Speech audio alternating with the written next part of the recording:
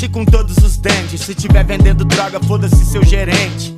Não quis te deixar famoso, devendo 15 mil, ainda tentou me matar. Não vem pedir perdão quando a PT vomitar. Suspeita de acerto de contas. Um jovem foi levado perto de casa na zona norte da capital.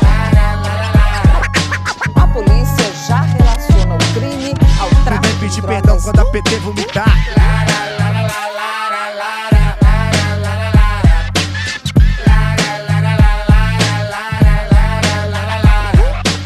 Não vem pedir perdão quando a PT vomitar.